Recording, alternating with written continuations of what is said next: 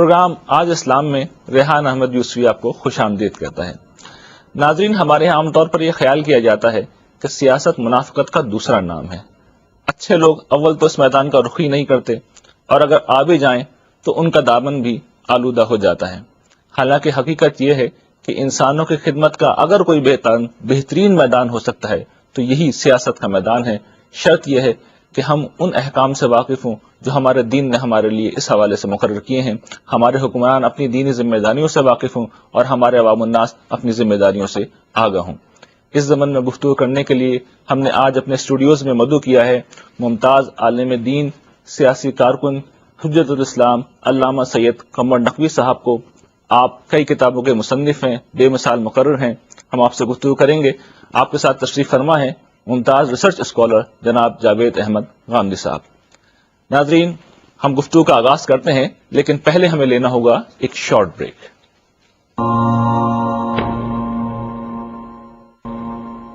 Welcome back viewers. علامہ صاحب، گفتگو کا آغاز میں آپ سے کرنا چاہوں گا۔ جی، کیا آپ اس بات سے متفق ہیں کہ سیاست منافقت کا دوسرا نام ہے؟ کہ اطاعت لامر اللہ والخدمت لخلق اللہ، تم اپنی زندگی کا معیار اور اصول یہ بنا لو کہ امر الہی کی اطاعت اور اس کی مخلوق کی خدمت۔ تو اگر مخلوق خدا کی خدمت جو ہے اسی کا نام سیاست ہے۔ جو لوگ یہ کہتے ہیں کہ سیاست اور منافقت اور اس قسم کی جو باتیں کرتے ہیں، میں یہ سمجھتا ہوں کہ ان کی تعلیم جو ہے وہ کم ہے، اور ان کا ذہنی رجحان جو ہے وہ باطل کی طرف بہت زیادہ ہے۔ اور اگر کوئی سیاست کے نام پر منافقت کرتا ہے یا کر رہا ہے تو اس کو خود سوچنا چاہیے کہ میں اپنے ساتھ، اپنے عوام کے ساتھ، اللہ کی مخلوق کے ساتھ کہیں مذاق تو نہیں کر رہا، اور روز محشر مجھے اس کا جواب دینا پڑے گا۔ یعنی آپ کے کہنے کا مطلب یہ ہے کہ یہ کچھ لوگ ہیں جن کی وجہ سے یہ تصور پیدا ہوتا ہے۔ اصولی طور پہ تو یہ کوئی اسلام جو ہے وہ ہر اس چیز کا قائل ہے کہ جس میں انسان کو اور انسانیت کو اللہ کے قریب کیا جا سکے، اور سیاست کے ذریعے سے بھی، یعنی اس کی مخلوق کی خدمت کرنا اور اس کے مسائل کو حل کرنا، اسی کا نام ہے سیاست اور اسی کا نام ہے مرد حکومت۔ ٹھیک ہے۔ میں جاوید صاحب آپ سے یہ جاننا چاہتا ہوں کہ آپ سیاست کو کس نگاہ سے دیکھتے ہیں، کس حیثیت سے آپ اسے بیان کریں گے؟ ریحان صاحب، زندگی کے مختلف شعبے ہیں اور وہ انسانی ضرورتوں کے لحاظ سے وجود میں آئے ہیں۔ ہماری صحت کا مسئلہ ہے، ظاہر ہے کہ اس کے لحاظ سے طب کا علم وجود میں آیا ہے، لوگ طبیب کی حیثیت سے لوگوں کی خدمت کرتے ہیں۔ ہمیں زندگی کے مختلف معاملات میں بعض ہنرمندوں کی ضرورت پڑتی ہے، لوگ وہ ہنر سیکھتے ہیں اور اس طرح لوگوں کی خدمت کرتے ہیں۔ ہمیں کچھ خرید و فروخت کرنی ہوتی ہے، بہت سے لوگ بازار میں دکان لگاتے ہیں، اس طرح ہماری خدمت کرتے ہیں۔ تو ایک تاجر، ایک ہنرمند، ایک طبیب جس طرح یہ انسانیت کی خدمت کرتے ہیں، بالکل اسی طریقے سے انسانیت کی ایک بڑی ضرورت یہ بھی ہے کہ لوگوں کے اندر ایک اجتماعی نظم پیدا کیا جائے۔ اس کی وجہ یہ ہے کہ انسان کو اللہ تعالیٰ نے ارادہ بھی دیا ہے، اختیار بھی دیا ہے، اور وہ اس کے سوء استعمال سے بعض اوقات فساد پیدا کر دیتا ہے۔ صحیح۔ اس فساد کو روکنے کے لیے اس کے سوا کوئی راستہ نہیں ہے کہ ایک نظم حکومت قائم کیا جائے، کوئی اس کا سربراہ ہو، کچھ ایسی قوتیں موجود رہیں جو مجرموں کو سزا دے سکیں، لوگوں کے لیے امن کا اہتمام کر سکیں، اور ان کو اگر کسی طرف سے کوئی خطرہ لاحق ہو تو ان کی اجتماعی مدافعت کا فریضہ انجام دے سکیں۔ یہ ذمہ داریاں ظاہر بات ہے کہ انسانیت کی ناگزیر ذمہ داریاں ہیں۔ ان کو ادا کرنے کے لیے جو نظم بنایا جاتا ہے وہ حکومت کا نظم ریاست کا نظم ہے، حکومت کا نظم ہے، اور یہ قدیم قبائلی ریاست سے لے کر موجودہ زمانے تک ارتقاء کے بہت سے مراحل سے گزرا ہے، لیکن ہر دور میں انسان کی ضرورت ہے۔ یعنی ریاست چلانے کا فن جو ہے وہ سیاست کہلاتا ہے، اس کو سیاست کہا جاتا ہے، اور یہ ایک بالکل اسی طرح کا مقدس فن ہے جس طریقے سے دوسرے پیشے ہیں، دوسرے فنون ہیں، دوسرے علوم ہیں۔ ان علوم کو ہم علوم کی حیثیت سے بھی سیکھتے ہیں، اور پھر اس کے مطابق جب ہم لوگوں کی خدمت کرتے ہیں تو اس میں ظاہر ہے کہ انسانی کردار بھی شامل ہو جاتا ہے۔ ایک طبیب اگر عطائیت اختیار کر لیتا ہے، لوگوں کی صحت سے کھیلتا ہے، تو آپ اس کی مذمت کریں گے۔ وہ اپنے فن کی خدمت کرتا ہے، لوگوں کی خدمت کرتا ہے، اور جو آداب حدود ہے ان کا لحاظ کرتا ہے، تو آپ اسے بڑی قدر و منزلت کی نگاہ سے دیکھتے ہیں۔ تو زندگی کا کون سا شعبہ ہے کہ جس میں ایسے لوگ بعض اوقات ممتاز نہیں ہو جاتے یا اس پر قبضہ نہیں کر لیتے، دوسرے لفظوں میں کہیے، جن کے کردار، جن کے اخلاق اور جن کی سیرت میں پختگی نہیں ہوتی؟ یہی معاملہ سیاست میں بھی ہو جاتا ہے۔ سیاست میں ذرا زیادہ ہو گیا ہے، اور عام طور پر لوگوں نے اسے سوسائٹی میں اپنا ایک مرتبہ بڑھانے کا ذریعہ بنا لیا ہے۔ وہ لوگ کہ جو سچے سوسائٹی کے خدام ہو سکتے تھے وہ اس سے زیادہ تر غیر متعلق رہے ہیں. تو اس وجہ سے لوگ یہ خیال کرتے ہیں کہ یہ منافقت کا دوسرا نام بن گئی ہے، ورنہ یہ تو بڑی مقدس چیز ہے. علامہ صاحب میں آپ سے سوال کرنا چاہوں گا کہ رسول اللہ صلی اللہ علیہ وسلم سے بعض چیزیں اس طرح منسوب ہیں کہ جو اقتدار کا حریص ہو، خواہش مند ہو، وہ اس کے لیے انتہائی نااہل آدمی ہے، جبکہ سیاست کا تو پورا فن ہی اسی پہ ہوتا ہے کہ ہم اقتدار میں پہنچے. اگر میں سیاست کو غلط بیان نہیں کر رہا تو آپ اس حوالے سے کیا فرماتے ہیں؟ دو چیزیں بہت ضروری ہیں. ایک، کسی بھی اسلامی ریاست کو بہتر سے بہتر انداز میں اگر دیکھنے والے چلایا جائے تو اس کے لیے 3 اصول ہیں. سب سے پہلی ذمہ داری ہے اسلامی ریاست کے لیے کہ عدل، نظام اس کے اندر عدل ہو، عدل اجتماعی. سب سے پہلی شرط. جس نظام کے اندر عدل اجتماعی قائم ہوگا وہ نظام خود بخود بہتر انداز سے چلنا شروع کر دے گا. اور عدل کی تعریف یہ ہے وضع ہر شے کو اپنی جگہ پر رکھنا، جو جس کا مقام ہے. اور عدل اسی کا نام ہے، جس کا جو حق ہے وہ اس کو دیا جائے، جس کا جو مقام ہے وہ اس کو عطا ہو، جس کی جو جگہ ہو وہاں وہ رکھا جائے. تو عدل اجتماعی یہ پہلی شرط. یہ پہلی شرط. لیکن لازم یہ ہے اس عدل اجتماعی کو نافذ کون کرے گا؟ اس کے لیے ضروری ہے کہ صالح قیادت کا ہونا، متدین اہل علم افراد کا ہونا. سیاسی جماعتیں، پیور سیاسی جماعتیں ہیں، وہ یہ کہتی ہیں کہ آپ نے پہلے مرحلے پہ ہمیں جو ہے غیر صالح کر کے کہہ کے باہر کر دیا، تو ظاہر بات ہے کہ ایک بڑی آبجیکشنیبل چیز ہو جاتی ہے. تو آپ ایک عالم کے طور پہ کیا رائے ہے اس بات؟ دیکھیے، بات یہ ہے کہ کوئی کسی کو صالح یا غیر صالح کا سرٹیفکیٹ نہیں دیتا. یہ تو ایک اصول کی بات ہے جو کی جا رہی ہے. وہ اصول کی بات یہ ہے کہ جب بھی آپ یہ کہیں گے کہ فلاں ذمہ داری کو ایک شخص کو ادا کرنا ہے تو اس ذمہ داری کے لحاظ سے کچھ صفات اور صاف ہونے چاہیے اس میں. کیا ہم پورے ملک کا نظم و نسق ایک شخص کو سونپنے کے لیے جا رہے ہیں تو اس کی سیرت نہیں دیکھیں گے، اس کا کردار نہیں دیکھیں گے، ملک و ملت کے ساتھ اس کی وفاداری نہیں دیکھیں گے، جو کام وہ کرنے جا رہا ہے اس کے لیے اس کی اہلیت نہیں دیکھیں گے؟ یہ ساری چیزیں ہونی چاہیے. یعنی عوام کو جب کسی شخص کا انتخاب کرنا ہے تو یہ رہنمائی تو اہل علم کریں گے نا عوام کی، کہ وہ اپنے لیے قیادت کا انتخاب کرتے وقت ان اوصاف اور ان خصوصیات کو پیش نظر رکھیں جس سے ان کا نظم حکومت اعلیٰ اقدار کے مطابق چل سکے. اور ظاہر ہے کہ جب ہم دین کے حوالے سے گفتگو کریں گے تو یہ بھی چاہیں گے کہ وہ لوگ اقتدار کی مسند پر بیٹھیں جو دین کے بارے میں مثبت رویہ رکھتے ہوں، دین کے احکام پر عمل کرتے ہوں، دین کا اتنا علم ضرور رکھتے ہوں جو اس پورے نظم کو چلانے کے لیے ضروری ہے. یہ ساری چیزیں وہ ہیں جو آپ کے دستور میں لکھی ہوئی ہیں، اور ان چیزوں کے بارے میں ہمارے ملک میں، پوری مسلمان امت میں ہمیشہ سے اتفاق رہا ہے. اور میں یہ کہتا ہوں کہ مسلمان امت کیا، دنیا بھر میں جہاں آپ یہ بحث کریں گے، زیر بحث مسئلہ اگر یہ ہے کہ کس کو منتخب کرنا ہے وہ ایک الگ بحث ہے، لیکن یہ کہ جب آپ اوصاف اور شرائط کی بات کریں گے تو میرا خیال یہ ہے کہ ایک یہودی بھی، ایک نصرانی بھی، ایک ہندو بھی یہ کہے گا کہ سیرت اور کردار کے لحاظ سے اچھے لوگ ہونے چاہیے، ایسے لوگ ہونے چاہیے جن پہ اعتماد کیا جا سکے، جن کے دامن پر کوئی داغ نہ ہو، جن کے قول و فعل میں کوئی تضاد نہ ہو، جو بات کہیں اس کے مطابق عمل کر کے دکھائیں. پوری قوم کی امانت ان کے سپرد کی جا رہی ہے، وہ امین ہو، خائن نہ ہو، وہ ملک کے خزانے کے امین بنائے جا رہے ہیں. ایسا نہ ہو کہ اس کو قاضی کے فارغ ہو جائے. جو میں نے علامہ صاحب سے سوال کیا تھا آگے بڑھ کے خود کہہ رہا ہے کہ میرے حوالے کرو، تو یہ تو جیسے کہ میں نے روایت بھی بیان کی کہ وہ رسول اللہ صلی اللہ علیہ وسلم نے کہا یہ سب سے بڑی نااہلیت ہے. دیکھیے بات یہ ہے، رسالت مآب صلی اللہ علیہ وسلم کے اس ارشاد میں در حقیقت لوگوں کی اخلاق کی اصلاح کی گئی ہے. ایک ہے اقتدار کا حریص ہونا، اور ایک ہے کسی ذمہ داری کی اہلیت محسوس کرتے ہوئے خدمت کے لیے اپنے آپ کو پیش کرنا. یہ دو الگ الگ باتیں ہیں. ہمارے ہاں بھی بعض اہل علم نے ان روایات کی بنیاد پر یہ خیال کیا کہ اچھا کوئی آدمی امیدوار کی حیثیت سے کاغذات نامزدگی داخل کرتا ہے تو اس پر اس کا اطلاق ہو جائے گا. پیغمبر ایک قانونی باتیں بیان کرتے ہیں، وہ ایک الگ چیز ہوتی ہے، اور ایک چیز یہ کہ وہ آپ کی اخلاقی اصلاح کرنا چاہتے ہیں. تو اس میں مخاطب کون ہے؟ مخاطب فرد ہے. اس سے یہ کہا گیا ہے کہ حریص نہ بنو. اگر حریص بنو گے تو اللہ تعالیٰ تمہاری مدد نہیں کرے گا، بلکہ تم عملی طور پر تو ہمارے ہاں کم و بیش معاملہ حرص کا ہی ہے جس کی وجہ سے یہ ساری بحث پیدا ہو رہی ہے. لیکن وہ کہاں نہیں ہے بھائی. دیکھیے وہ تجارت میں بھی ہے، وہ معیشت میں بھی ہے، وہ زندگی کے باقی معاملات میں بھی ہے، تو اس کی اصلاح کی جائے گی نا. یعنی اس کا یہ مطلب نہیں ہے کہ آپ اس کا اطلاق اس چیز پر کر دیں کہ کوئی سیاسی جماعت نہ بنائی جائے، لوگ اپنے آپ کو امیدوار کی حیثیت سے پیش نہ کریں. یہ چیز نہیں ہے. اب تو آپ کا سول سروس کا پورا نظام ہے. آپ دیکھیے اس کے لیے ایک آدمی امتحان دیتا ہے، کامیاب ہوتا ہے، انٹرویو میں آتا ہے، پھر آپ ذمہ داریاں اس کو سونپتے ہیں.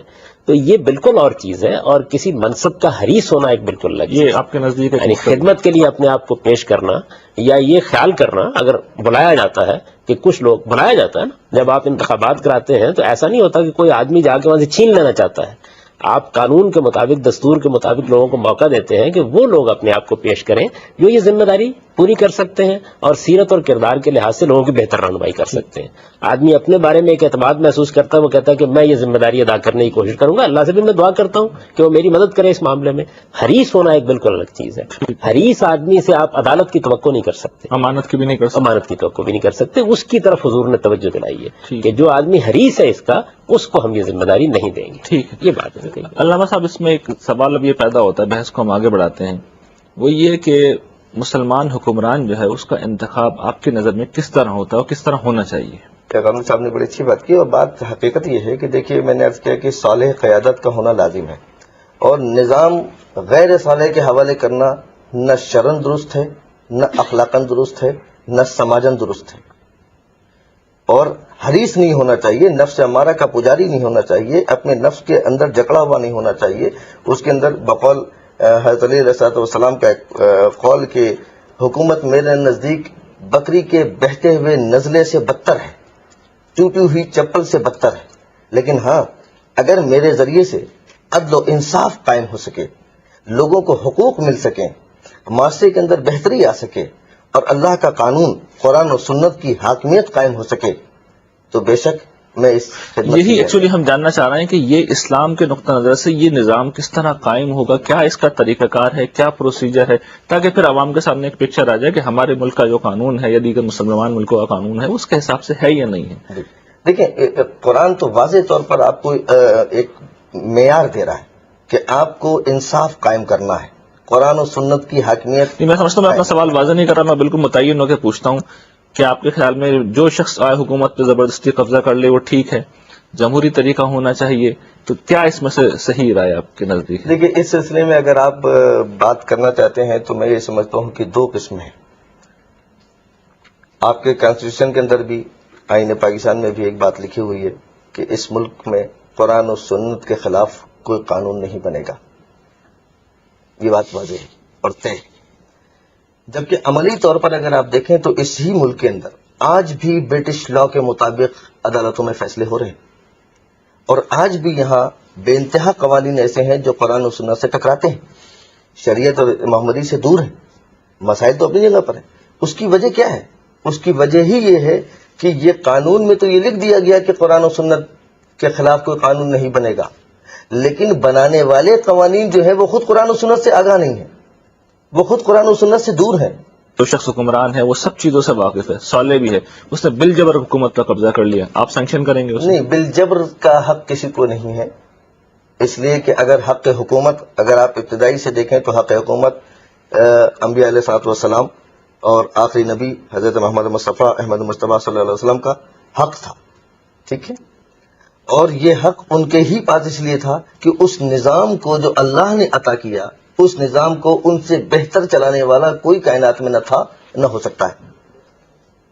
اور اس کے بعد اگر آپ ترتیب آپ دیکھیے تو اسی انداز سے وہ بات آگے لی جا سکتی ہے کہ جو نبی کے بعد مثلا قرآن کے اندر حکم آیا کہ ایک اطاعت کا حکم ہے, یا ایھا الذین آمنوا اطیعوا اللہ واطیعوا الرسول واولی الامر منکم, تو نبی کی, اللہ کی اطاعت, نبی کی اطاعت تو لازم یہ کر رہا ہے کہ نبی کی اطاعت کے بعد جس کی بھی اطاعت اللہ فرض قرار دے گا تو وہ نبی تو نہیں ہو سکتا, نہ ہوگا نبی, لیکن کم سے کم نبی کی صفات, نبی کی سیرت, نبی کے لیے, نبی معصوم ہے تو غیر معصوم کی اطاعت کا حکم اللہ نہیں دے سکتا.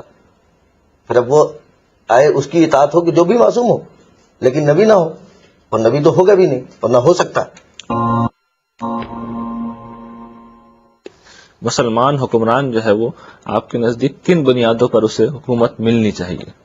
میرے نزدیک قرآن مجید نے یہ بات بالکل واضح کر دی ہے کہ مسلمانوں کا نظم اجتماعی ان کے مشورے, ان کی رائے پر مبنی ہوگا. امرہم شورا بینہم, یعنی لوگوں کو فیصلہ کرنا ہے, مسلمانوں کو فیصلہ کرنا ہے کہ کس شخص کو اقتدار دیا جائے. اسلام میں نظم اجتماعی کا بنیادی اصول یہی ہے کہ تمام معاملات میں یہ لوگوں کی رائے ہے جو کسی شخص کی حکومت کو جائز قرار دے گی, یہ ان کی رائے ہے جس کی بنیاد پر وہ حکومت کرے گا, یہ ان کی رائے اور ان کا مشورہ ہے جس سے محروم ہو جانے کے بعد وہ قانونی استحقاق کھو دے گا. یہ جو ہم اوصاف و صفات بیان کر رہے ہیں یہ عوام کے سامنے رہنے چاہیے.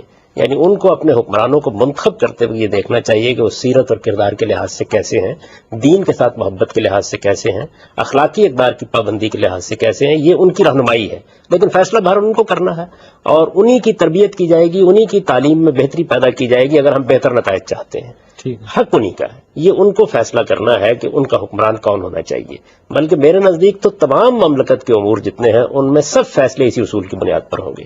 اور امرہم شورا بینہم کو اگر آپ دیکھیں تو اس کی روح سے یہ ضروری ہے کہ تمام لوگوں پر اعتماد کیا جائے کہ وہ فیصلہ کریں، ان کے فیصلے کے راستے میں کوئی رکاوٹ نہ پیدا کی جائے، ان کو آزادانہ اور منصفانہ طریقے سے اپنی رائے کو پیش کرنے اور اس رائے کی بنیاد پر کوئی فیصلہ کرنے کا حق دیا جائے، اور جو ان کا فیصلہ ہو اس کو قانونی حیثیت سے تسلیم کر لیا جائے. اگر اس میں کوئی غلطی ہے تو انہی کی تربیت اور تعلیم کا بندوبست کیا جائے، اور جہاں کہیں کوئی اختلاف ہو اکثریت کی رائے فیصلہ کن مان لی جائے. جیسا اگر سوسائٹی کی اکثریت ہی جیسے کہ علامہ صاحب فرما رہے ہیں غیر صالح قیادت کو منتخب کرتی چلی جا رہی ہے، تو پھر اس کا کیا علاج؟ اس کا علاج عوام کی میں کہتے ہیں کہ سیاست چھوڑ دیں آپ اور انقلاب لائیں.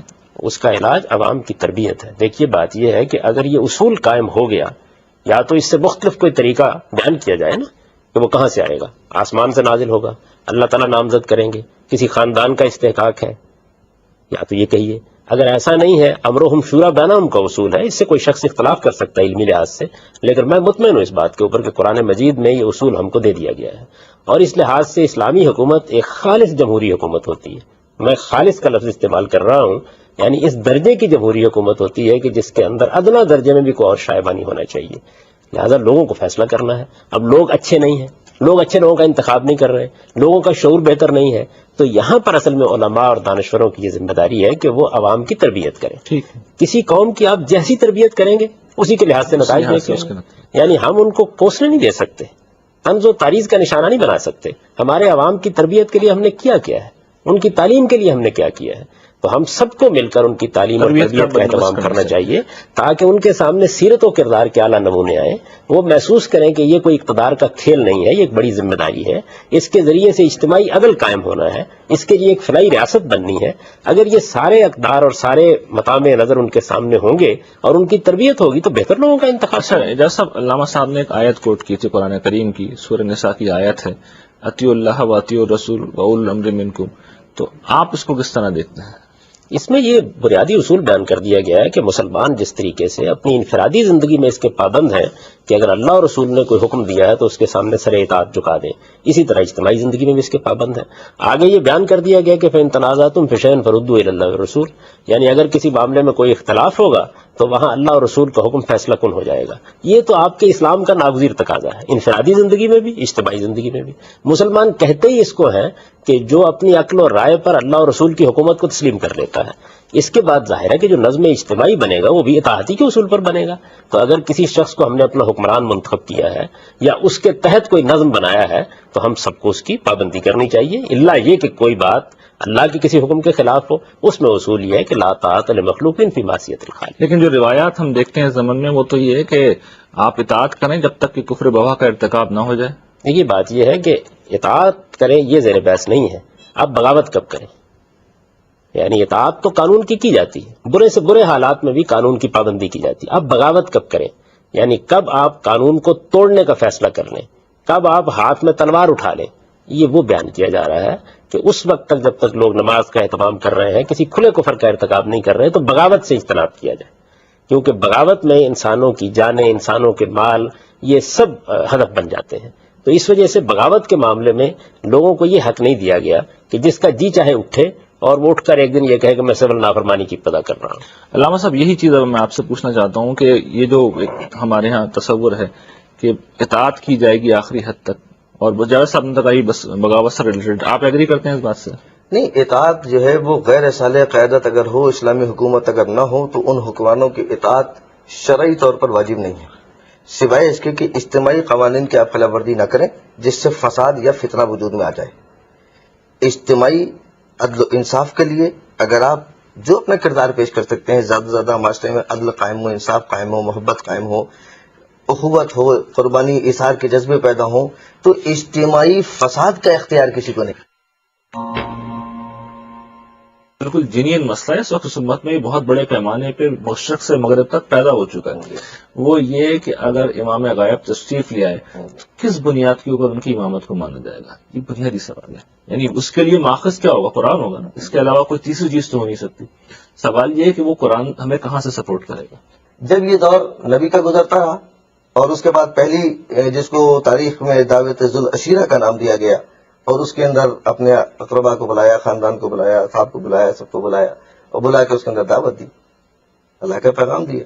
اور اس وقت بھی یہ کہا کہ میرا ساتھ کون دے گا؟ جو میرا ساتھ دے گا میرے بعد وہ میرا جانشین ہوگا، وہ میرا بھائی ہوگا. یہ تاریخ کے مستند جملے ہیں.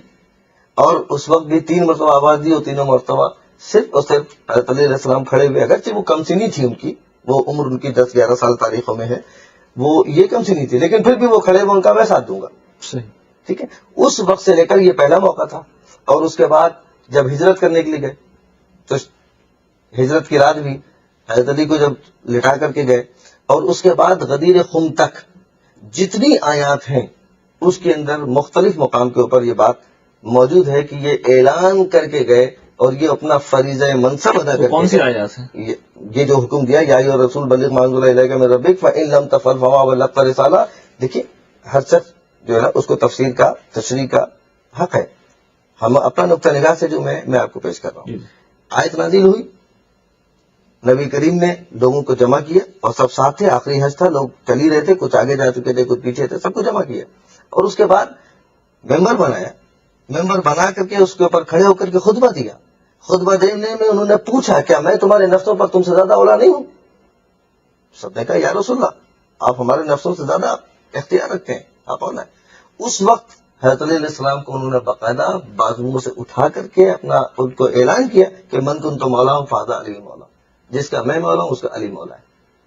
اب سوال یہ پیدا تو آتا ہے کہ جس معنی میں، جس مقصد میں، جس مفہوم میں، جس اختیار میں نبی مولا تھے عوام الناس کے، اسی منصب اور اسی مفہوم میں ان کے بعد حضرت علیہ السلام ان کے بعد حق رکھتے ہیں مولائیت کا، اور اس لیے مولا کا اعلان. اور جب یہ اعلان ہوا، اس آیت کے اندر ایک جملہ ہے واللہ یعصمک من الناس، تم ڈرو مت، تم اعلان کرو.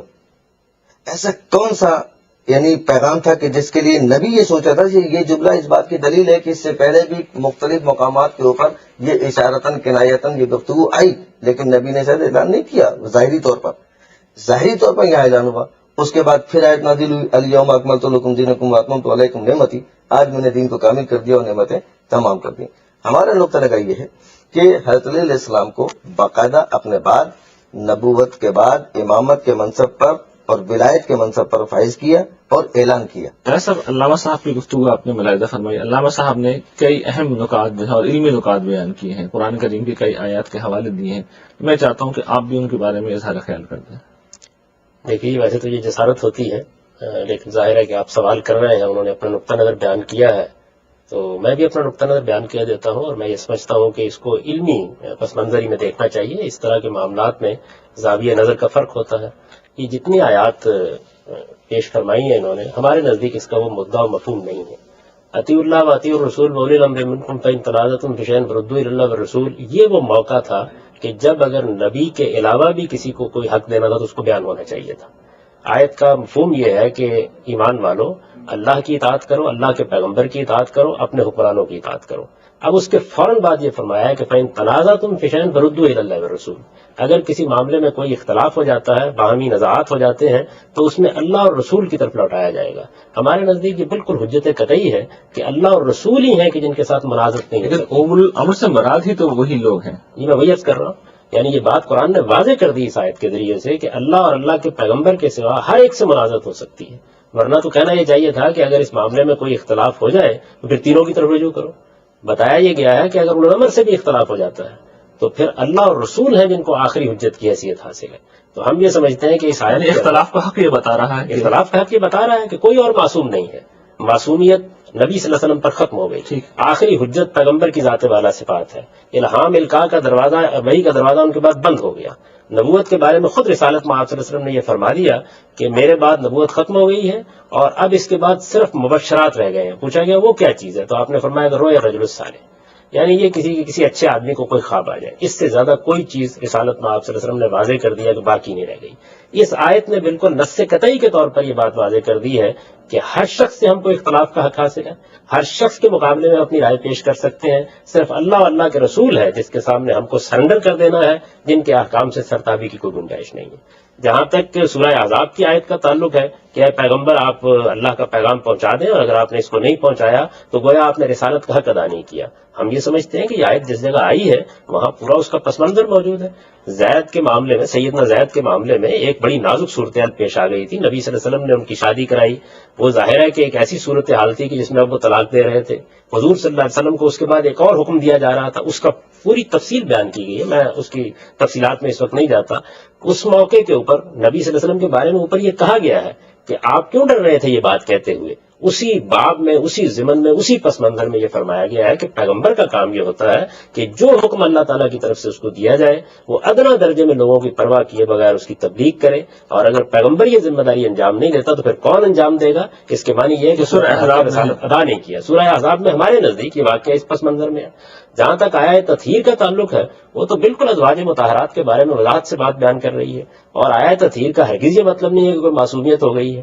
اس کے معنی ہمارے نزدیک یہ ہے کہ پیغمبر کی بیویوں، تمہارے لیے کچھ خصوصی احکام دیے گئے ہیں، تمہاری ایک خاص حیثیت ہے، تمہارے گھرانے کو لوگ اسکینڈلائز کرنے کی کوشش کر رہے ہیں، تہمتیں لگا رہے ہیں، لہٰذا اللہ یہ چاہتا ہے کہ تم اپنے اوپر کچھ زائد پابندیاں قبول کرو اور زیادہ احتیاط سے کام لو، تاکہ کوئی منافق تمہاری اخلاقی حیثیت کو مجروح نہ کرنے پائے۔ اللہ یہ چاہتا ہے کہ تمہیں لوگوں کی نظروں میں بھی بالکل پاک صاف رکھے۔ یہ ہمارے نزدیک ان آیات کا مفہوم ہے۔ اس کے بعد جو روایات واقعات ہیں، دیکھیے ان کے بارے میں سیدنا ابوبکر صدیق رضی اللہ عنہ سے متعلق معلوم ہے کہ حضور صلی اللہ علیہ وسلم نے ان کو آخری اپنے ایام مرض میں مصلی پر کھڑا کیا۔ اس سے بڑی کیا اور علامت ہو سکتی تھی؟ پیغمبر جس جگہ پر کھڑے ہو کر یہ سب کام کرتے تھے، لیکن ہمارے نزدیک حضور نے کسی کے بارے میں کوئی فیصلہ نہیں کیا۔ اور یہ من کنت مولا فعلی مولاؤں کا واقعہ جو ہے وہ بھی ہم یہ سمجھتے ہیں کہ ایک مخصوص پس منظر میں پیش آیا ہے۔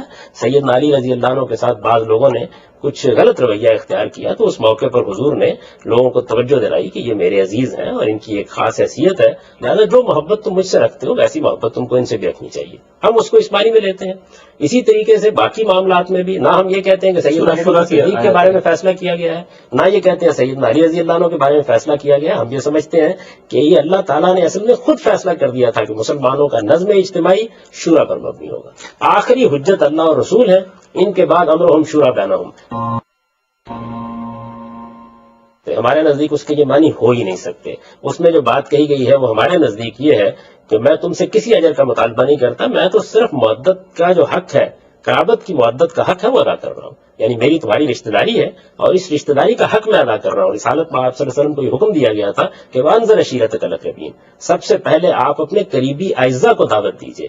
تو آپ نے اس موقع پر کہا کہ میں تم سے کوئی اجر تو نہیں مانگ رہا۔ یہ بالکل اسی طرح کا جملہ ہے یہ آپ جس طرح یہ کہتے ہیں کہ بھائی میں تو آپ کی یہ خیر خواہی میں یہ کام کر رہا ہوں، میرے آپ کا ایک تعلق ہے، دوستی ہے، رشتہ داری ہے، میں اس کی محبت کا حق ادا کر رہا ہوں، یہ جو پیغام تم کو پہنچا رہا ہوں، میں تم سے کوئی معاوضہ تو نہیں مانگ رہا۔ تو ہم اس کو اس طرح لیتے ہیں۔ ہمارے نزدیک ان تمام آیات میں کسی جگہ یہ بات نہیں کہی گئی۔ اگر امامت کا کوئی منصب ہوتا تو اللہ تعالیٰ صراحت سے اس کو بیان کرتے، وضاحت کے ساتھ بتاتے کہ یہ ایک منصب ہے، ایمانیات میں شامل کرتے، اس لیے کہ جب آپ کسی کو معصوم قرار دیتے ہیں تو پھر تو اس کے معنی یہ ہے کہ آپ کو اس کو ماننا ہے۔ آپ یہ دیکھیے کہ چونکہ اللہ تعالیٰ نے حکم دیا ایمان کا اپنے اوپر، اللہ تعالیٰ نے اپنی کتابوں پر ایمان کا حکم دیا، اللہ تعالیٰ نے اپنے پیغمبروں پر کتاب کا حکم دیا، اللہ تعالیٰ نے آخرت پر ایمان کا حکم دیا، تو ایمانیت متعین کر دی، بتا دیے۔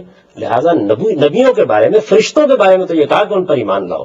اگر ائمہ کا بھی کوئی منصب ایسا ہوتا کہ جس کو ماننا ناگزیر ہوتا تو اللہ تعالیٰ اس کو بیان کر دیتے۔ قرآن بالکل واضح ہے، بلسان عربی مبین ہے، وہ اپنی باتیں قطعیت سے بیان کرتا ہے، کوئی چیز تان نہیں ہے، کسی خارجی چیز کو اس پر حکومت کا حق نہیں ہے، وہ اپنی بات واضح طریقے پہ بیان کر رہا ہے اور یہ کہہ رہا ہے کہ نبوت ختم ہو گئی، اب کسی کو استحقاق نہیں ہے کہ وہ اپنی عصمت کا دعویٰ کرے، صرف ایک ہی چیز باقی رہ گئی ہے اور وہ آپ کے پاس قرآن و سنت ہے۔ خود حضور نے اعلان کر دیا کہ میں تمہارے درمیان اللہ کی کتاب چھوڑ کر جا رہا ہوں، پیغمبر کی سنت چھوڑ کر جا رہا ہوں، اس کو پکڑے رکھو گے تو کبھی گمراہ نہیں ہوگے۔ ہمارے پاس وہ موجود ہے اور نبوت کے خاتمے کے بعد اب کسی اور چیز کی ضرورت باقی نہیں رہے گی، باقی سب کچھ اب امرہم شورا بینہم، مسلمانوں کے نظم اجتماعی کو ہم نے لوگوں کی رائے پر چلانا ہے، ان کو فیصلے کرنے ہیں، ہم نے ان کی اصلاح کرنی، یہ ہمارا نقطہ نظر ہے۔ تو ان کا نقطہ نظر اس سے مختلف ہے ظاہر ہے، اور اس میں اختلاف کا مطلب یہ نہیں ہے کہ ہم کسی کی تقلید یا تردید کر رہے ہیں، بس اپنا نقطہ نظر میں نے بھی بیان کر دیا، انہوں نے بھی بیان کر دیا۔ امت میں ایک شور مچا ہوا ہے، جی امام مہدی کی تشریف آوری کا ایک شور مچا ہوا ہے، ٹھیک ہے. اور اس کے بعد تو یہ مسئلہ لازماً اٹھنا ہی اٹھنا ہے، یعنی اس پہ تو دیر از نو وے آؤٹ. تو بہتر ہے کہ اپنی قوم کو ابھی سے تیار کر لیا حضرت جائے. جابر ابن عبداللہ الانصاری سے خود نبی کریم صلی اللہ علیہ وسلم ان 12 ائمہ کا نام بھی لے کر گئے. اچھا دیکھیے، قرآن ایک اجمال ہے، اس کی تفسیر، اس کی تشریح جو ہے وہ خود نبی کریم صلی اللہ علیہ وسلم کی ذات ہے. ان کا کردار، ان کا قول، ان کا فعل، یہ خود ایک حجت ہے. ٹھیک ہے. بہت سی چیزیں ایسی ہیں جو قرآن کے اندر اجمالاً تو حکم ہے لیکن مفصلاً نہیں ہے. خود نماز حکم ہے نماز کا، لیکن تعداد نماز کیسے پڑھنی ہے، کیسے نہیں پڑھنی، کہاں ہے قرآن میں؟ حکم ہے اقیموا الصلاۃ، حکم ہے سجدہ کرو، حکم ہے رکوع کرو، حکم ہے قنوت کرو، ٹھیک، لیکن کہاں لکھا کہ کیسے کرو اور کیوں کرو اور کتنا کرو؟ ایسا بڑا ویلڈ پوائنٹ ہے.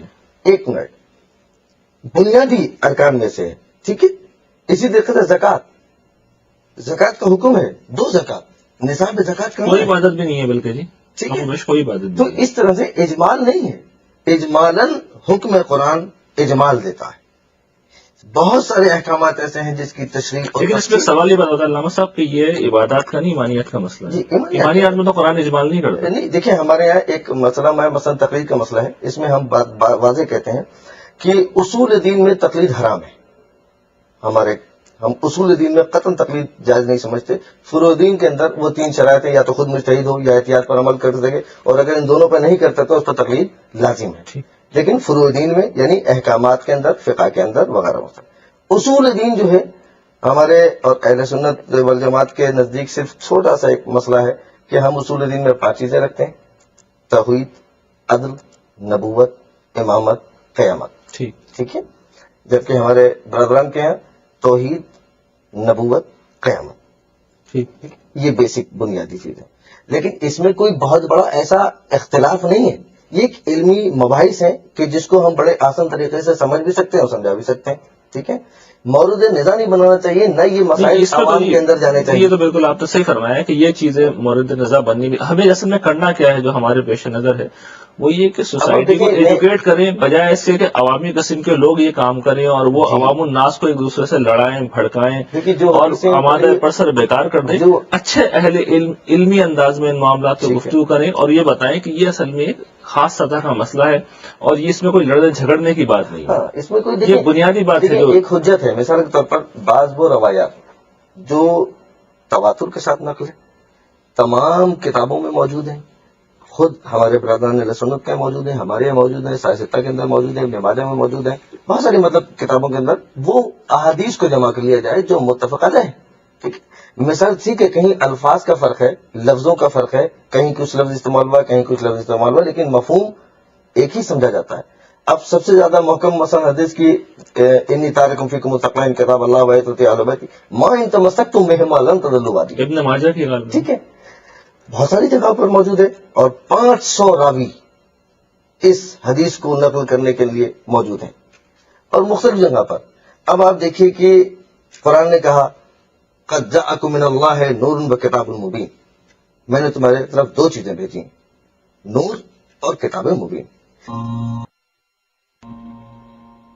اس میں سر مسئلہ یہ کہ اس وقت بھی خالی ہے، کوئی بھی نہیں ہے. نہیں، امام مہدی علیہ السلام موجود ہے. براہ راست تو موجود نہیں ہے. نہیں، براہ راست اگر ہو تو پھر مسئلہ ہی ختم ہو جائے گا. نہیں، براہ راست مسئلہ پھر وہی آ جاتا ہے جو آپ نے جس فرمایا تھا کہ اہل علم کو یہ حق حاصل ہے. اب اہل علم میں کون زیادہ علم ہے اس کا فیصلہ تو عوام ہی کریں گے. عوام جانتے ہیں، تو وہ بات پھر عوام پہ آ گئی لوٹ. تو عوام یہ جانتے ہیں کہ اہل عوام کون کیا ہے. شکوہ کریں گے اللہ دیکھیے تعالیٰ سے؟ مثال کے طور پر کیا اس ملک میں عوام نہیں جانتے کہ باکردار لوگ کون ہیں؟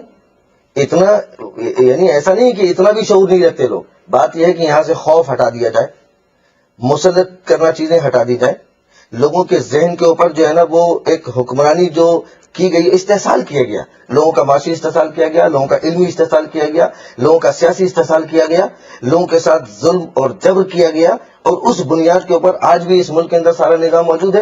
تو آپ یہ سارے حالات جو ہے اس کی روشنی میں اچھا، یہ بڑی اہم بات علامہ صاحب نے فرمائی. جو بنیادی مسئلہ سامنے آیا ہے کہ عوام جب تک جو ہے وہ جاہل رہیں گے، عوام جب تک اپنے مفادات کے اسیر رہیں گے، تعصبات کے اسیر رہیں گے، اپنی ان چیزوں سے اوپر نہیں اٹھیں گے، اس وقت تک معاملات میں بہتری نہیں آئے گی. تو عوام کے لیے میں چاہتا ہوں آخر میں کہ آپ دونوں حضرات فرمائیں کہ عوام کے لیے ہم کیا کریں، آپ لوگوں نے کیا پیغام دینا چاہیں گے کہ معاملات ہمارے بہتری کی سمت جا سکے؟ جی اس سے پہلے کہ آپ ختم کریں اس بات کو، 2-3 چیزوں کی میں وضاحت کر دوں. جی ہو سکتا ہے کہ وہ غلط فہمی کا باعث بن رہی ہوں. ایک تو یہ سمجھ لیجئے کہ جو کسی شخصیت کے بارے میں یہ ایمان رکھنا ہے کہ اس کی بات اللہ کی بات ہے، میں اس سے اختلاف نہیں کر سکتا، میرے نزدیک یہ ایمانیات کا مسئلہ ہے، اور ایمانیات کے مسائل میں قرآن نے کبھی اجمال سے کام نہیں لیا. ایک بات. دوسری چیز یہ ہے کہ عبادات کی نوعیت کو اچھی طرح سمجھ لیجئے. یہ تمام عبادات اصل میں دین ابراہیمی کی روایت میں ہمیشہ سے چلی آ رہی ہیں. زکوٰۃ بھی، نماز بھی، روزہ بھی، حج بھی. حج کی ابتدا رسالت میں آپ صلی اللہ علیہ وسلم سے نہیں ہوئی، نماز کی ابتدا حضور سے نہیں ہوئی. یہ جو فیصلہ ہے اگر یہ حضور نے کیا ہے تو آپ سے اس کی ابتدا ہوئی ہے، اس وجہ سے اس کو تفصیل سے قرآن میں بیان ہونا چاہیے تھا. یہ تمام عبادات مسلمانوں کے اجماع سے منتقل ہوئی ہیں، پھر اس بات کو بھی ان کے اجماع سے منتقل ہونا چاہیے تھا. تو یہ بات بالکل طے ہے کہ عبادات کو اس لیے قرآن مجید میں اجمال سے بیان کیا گیا ہے کہ یہ مسلمان اس سے پوری طرح واقف تھے. مسلمان آج بھی ان سے پوری طرح واقف ہے. ان کے بارے میں نہ اس وقت کوئی بہام تھا نہ اب کوئی بہام ہے. قرآن نازل ہوا تو اس نے نماز نہیں شروع کی، قرآن نازل ہوا تو اس نے روزہ نہیں شروع کیا. روزے کی آیات یہاں سے شروع ہوتی ہیں کہ ایمان والوں تم پر روزہ اسی طرح فرض کیا گیا جس طرح پہلی امتوں پر فرض کیا گیا. تو دین ابراہیمی کے روایت کے تحت لوگ نماز پڑھ رہے تھے، حج کر رہے تھے، روزہ رکھ رہے تھے. یہ سب معاملات تھے، ان میں جہاں جہاں تصحیح کی ضرورت تھی قرآن نے کی ہے، اس وجہ سے اجمال کا طریقہ اختیار کیا گیا. اس بات کے بعد بھی مسلمانوں کا اجماع ہوا. روایات کی حد تک بھی ہمارے نزدیک کسی صحیح روایت میں کوئی ذکر نہیں ہے اس بات کا کہ امامت کوئی الگ سے منصب ہے، اور ظاہر ہے کہ یہ ایک علمی بحث ہے. میں نے صرف چند چیزوں کی وضاحت آپ کے سامنے کر دی. اب رہ گئی یہ بات کہ عوام کو آپ کو ایجوکیٹ کرنا ہے، تو میں تو شروع سے یہ بات کہہ رہا ہوں کہ راستہ ہی ایک ہے. یعنی ہم جتنی باتیں کرتے ہیں نہ یہ کسی قانون سے درست ہوں گی نہ کسی آئین سے درست ہوں گی، یہ ہوں گی عوام کی تربیت سے. جس طرح کے لوگ ہوں گے اس کے لحاظ سے نظم حکومت وجود میں آئے گا. اگر لوگ ایسے ہوں گے کہ وہ اہل علم کو اپنے سر پر بٹھانا چاہتے ہیں تو بٹھائیں گے، اور اگر لوگ ایسے ہوں گے کہ وہ اپنے مفادات کے لیے فیصلے کر رہے ہیں تو وہ کریں گے. آپ کو اصل میں طے یہ کرنا ہے کہ کیا آپ لوگوں کی رائے کے اوپر کوئی پابندی عائد کرنا چاہتے ہیں. میں تو یہ کہتا ہوں کہ جو بی اے پاس اور میٹرک پاس کی پابندی عائد کی گئی ہے میری یہ سمجھ میں بھی کبھی نہیں آئی. یہ عوام کو فیصلہ کرنا ہے. ہم انہیں یہ بتائیں تعلیم یافتہ لوگوں کو منتخب کریں، ہم انہیں یہ بتائیں اہل علم کو منتخب کریں، ہم انہیں یہ بتائیں. علامہ صاحب نے بہت اعلیٰ بات فرمائی تھی کہ عوام الناس جو ہیں وہ بدستور اور بار بار جو غلط لوگوں کو منتخب کیے جا رہے ہیں، یعنی یہ حال ہے ہمارے. مطلب ان کی تربیت کی ضرورت ہے. ہم اپنا فرض پورا نہیں کر رہے ہیں، ہمیں اپنی ذمہ داریاں پوری کرنی ہیں. اہل سنت کے علماء ہو، اہل تشیع کے علماء ہو، سب مل کے یہ ذمہ داری. غلط لوگوں کو ووٹ دیتے ہیں جانتے بوجھتے، کیا عند اللہ وہ مسئول ہوں گے، جواب دہ ہوں گے؟ اس میں کیا شک ہے؟ یعنی جب لوگوں کو ووٹ دینے کے لیے کہا جاتا ہے تو اصل میں وہ ایک بڑی ذمہ داری ادا کرتے ہیں. وہ گواہی دیتے ہیں اس بات کی کہ میں یہ سمجھتا ہوں کہ یہ آدمی اس منصب کا ہے. یہ جھوٹی گواہی ہوگی، اور ظاہر ہے کہ یہ ایک بالکل ہی یعنی مجرمانہ اقدام ہوگا. تو لوگوں کی تربیت کرنی چاہیے. دیکھیے اختلاف کہاں ہو رہا ہے؟ اختلاف یہاں سے ہو رہا ہے کہ کیا آپ عوام کی رائے کو پابند کر دیں گے اس بات کا کہ ان شرائط کے لوگوں کو منتخب کریں، یا آپ ان کو اس کا موقع دیں گے کہ وہ انتخاب تو خود کریں جس کا بھی کرنا چاہتے ہیں، لیکن ان کے سامنے اوصاف رکھے جائیں، ان کے سامنے سیرت رکھی جائے، ان کے سامنے کردار رکھا جائے، ان کو ایجوکیٹ کیا جائے. ٹھیک. میں یہ سمجھتا ہوں کہ ہمیں یہ دوسرا راستہ اختیار کرنا ہے. علامہ صاحب آپ عوام کو ایجوکیشن کا کیا طریقہ بیان کریں گے کہ جو آپ نے بالکل بجا مسئلہ فرمایا کہ عوام ہم دیکھ رہے ہیں بار بار غلط لوگوں کو انتخاب کیے جا رہے ہیں، تو کیا صحیح راستہ ہے عوام کے سامنے اور کیا طریقہ ہے ان کی اصلاح کا؟ دیکھیے میں نے ایک جملہ آپ سے عرض کیا ہے کہ دونوں چیزوں کو ملوز خاطر رکھنا پڑے گا. جمہوریت اپنی جگہ پر،